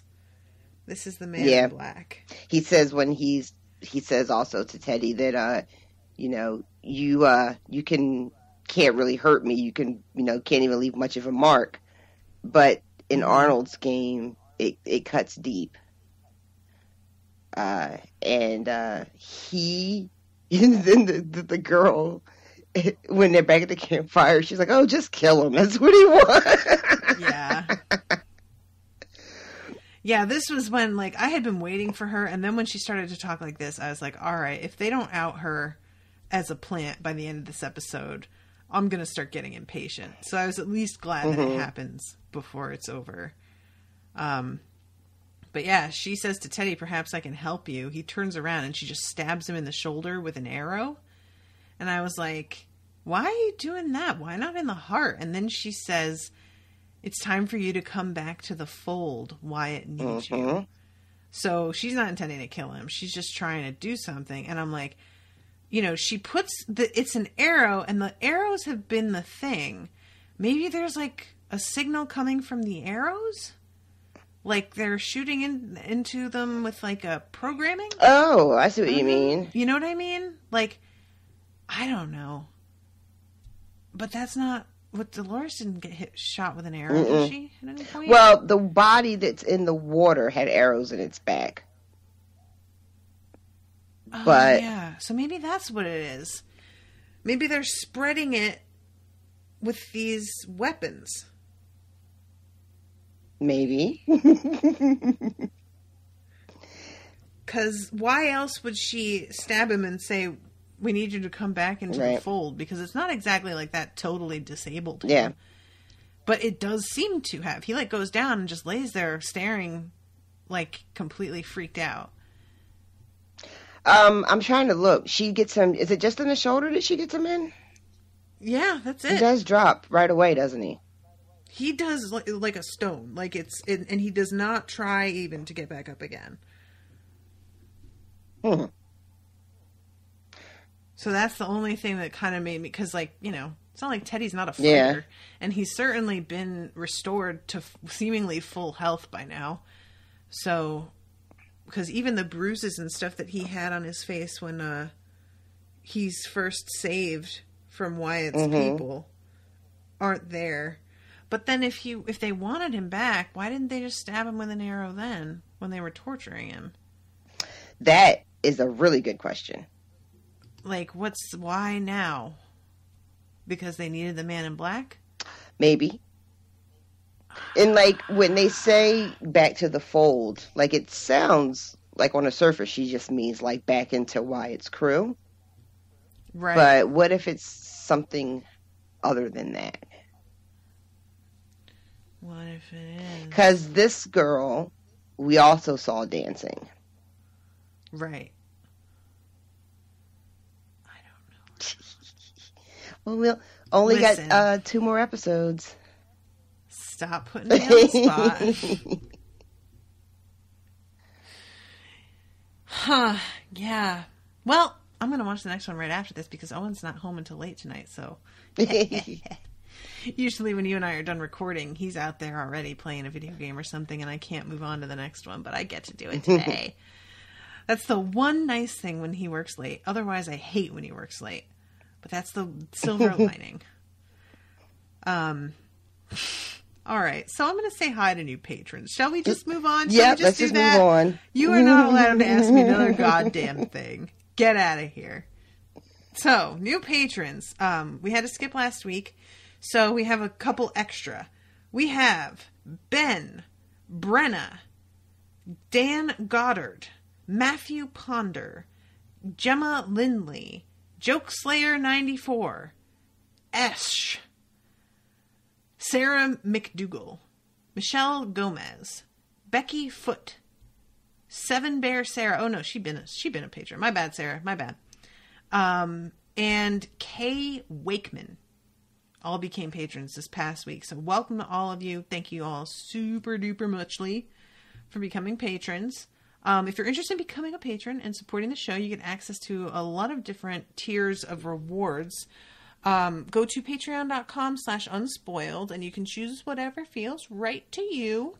I just mailed out the postcards this past week for all of the $10 and up patrons. So y'all should be receiving those soon, hopefully. Candace didn't receive hers from February until this past week, and I mailed it almost a month ago, and she and I live literally an hour away from each other. I don't know what the fuck the U.S. Postal Service is getting shit to Norway before they're getting it to my fellow Texans. How does that happen? Whatever. So my apologies if things are late. Once it's out of my control, it is out of my control. But it is on its way, and I will be sharing with you all in the patrons group as soon as I have the one designed for this coming month, which I have to get on and get that ordered. But I don't know when I'm going to have it be yet. And trying to think if there was another announcement that I wanted to make. I feel like that's about it for now, guys. If you want to stay on top of the news, because there's a lot of stuff that is like pretty important to the way that we're covering things or what we're taking breaks from or whatever. There are so many different platforms for me to tell you all about it. And I do that, but it's still really, really likely that you won't see it. Like Facebook, the algorithms, just fuck them. Twitter, unless you like see it within the hour that I posted it, you're probably not going to see it unless you go to my page, all of this stuff. So what I can recommend to you is to go to facebook.com/unspoiledpod and click sign up and, sign up for our newsletter. And it will be the most direct and easy way for me to let you know what's going on. You don't have to be filtered through a million different platforms. And, if you don't want to sign up, that's fine. I guess you can go to hell. But if you don't want to, you can. I will be trying to post the newsletters that I send out, which I'm not going to do often. Probably every couple months, maybe. But I'm going to post those also on the website, unspoiledpodcast.com.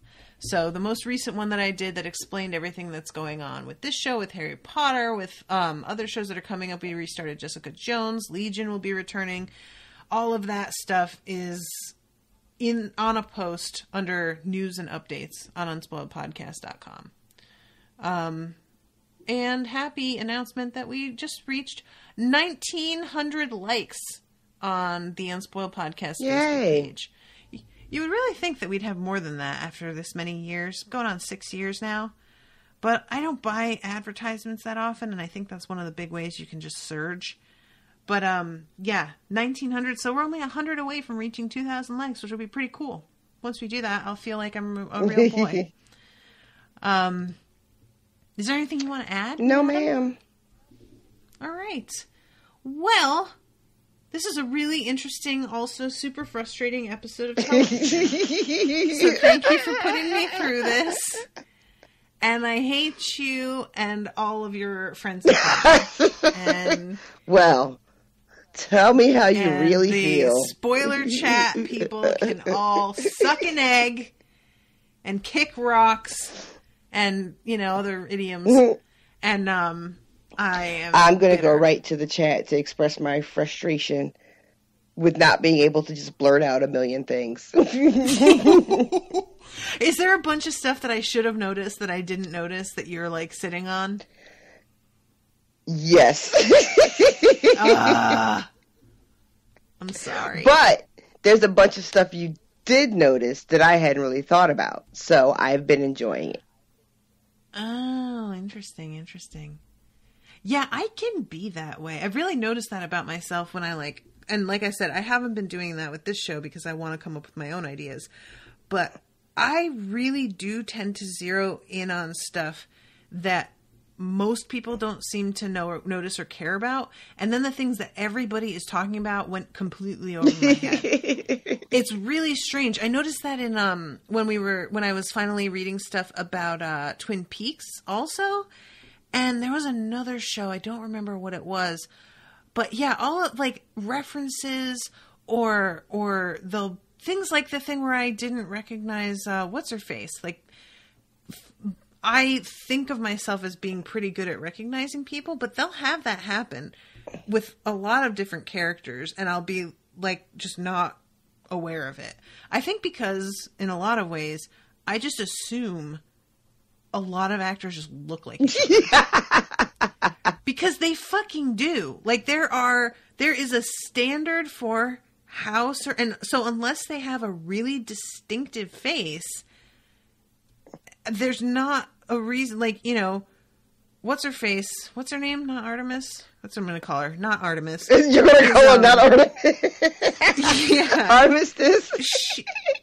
She is just really, like, she has a really symmetrical, traditionally attractive Caucasian face. And legit, you could do up her makeup in a variety of ways, and I wouldn't know that she was not the same person. I would just assume that you have a bunch of actors that are all traditionally attractive. Right. You know, that happened a lot when I was watching Hannibal. They like cast all of these women in the first season that have perfectly oval, pale faces and straight brunette hair. And I got them confused fucking continuously. And it was so irritating. And I thought it was just me. And then I was watching it with Owen and he was doing the same thing. And it made me feel so much better because, like, there just comes a point where I don't trust how I interpret features because this isn't, like, TV isn't the real world. And the standard for how people look is so different. And I guess I should think that through a little bit more because it's not like WestWorld is shying away from showing us traditionally unattractive people either. They have all kinds of body types down in, like, cold storage that are just hanging out buck-ass naked. The people that they're creating to be, you know, hosts and whatnot, plenty of them are not attractive people. But, you know, I still just kind of assume, like, most of the main characters are very, very good looking. So I see another attractive Caucasian blonde woman. And no, I do not think that it's the same actress as the other attractive Caucasian blonde woman that's on the show. I just figure they cast several of these women that look very similar to each other. Because when I see her dancing and with her hair all done up, she looks a lot like Dolores in that moment, really. You know, like, her features are very similar. So what I'm saying is, casting the same actor to do different things is rarely going to register with me. They could do that so much more often than they do and save on paying actors. And I probably wouldn't even, like, pick up on it at all. Unless you're somebody with a really particularly distinctive face, you know, it's just not gonna. Anyway. But no, you know, but you do have a point, a really interesting point. Not for the show specifically, but just overall, how in a weird way, all the people we see on TV in movies, they do kind of all look not necessarily alike, but they look the same. You know? And I know it sounds like those words mean the same thing, but I think you know what I mean. Like, they're just sort of the same. There's just a quality to, like, the proportions and shape and ratios of, like, how people's features are set and whatnot. And that's why when somebody shows up who doesn't fit that, it can be really jarring. And it's especially jarring when it's a woman. Yes. Because we're used to particularly unattractive dudes. Yes, we are.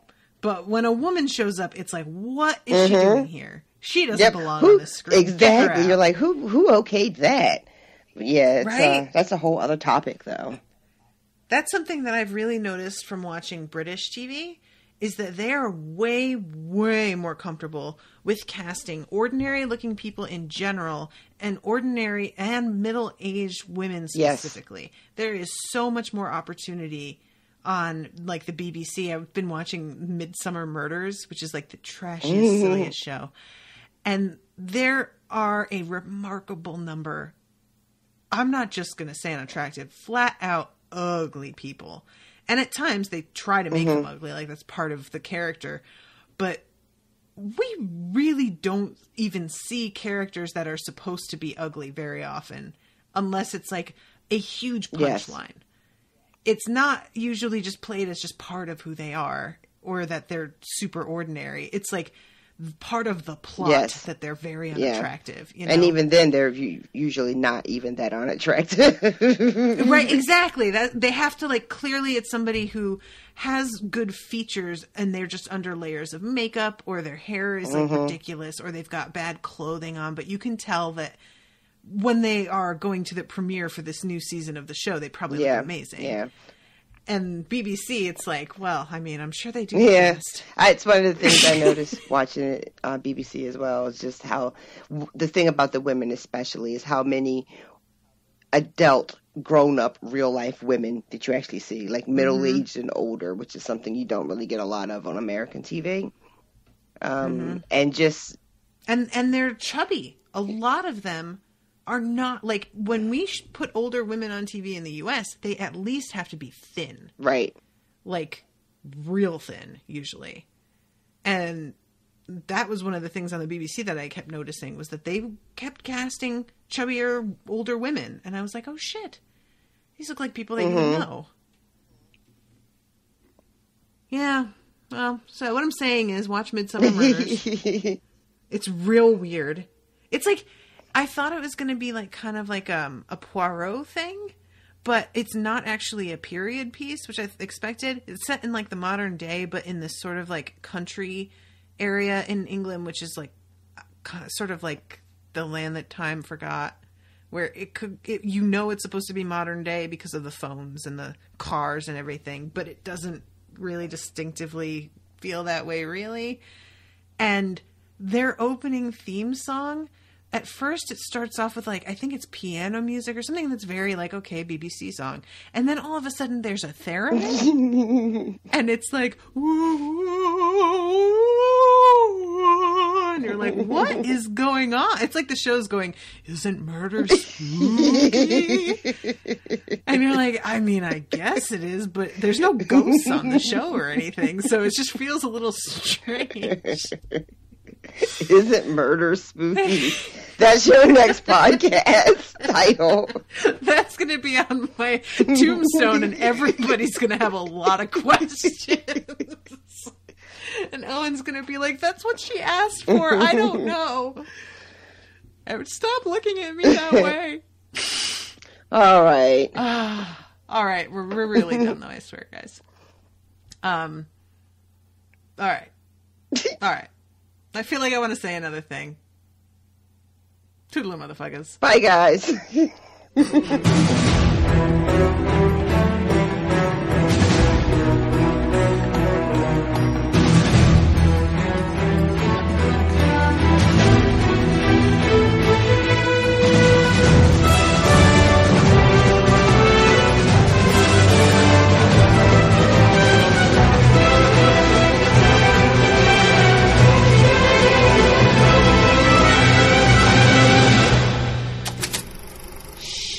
That was an Unspoiled Network podcast.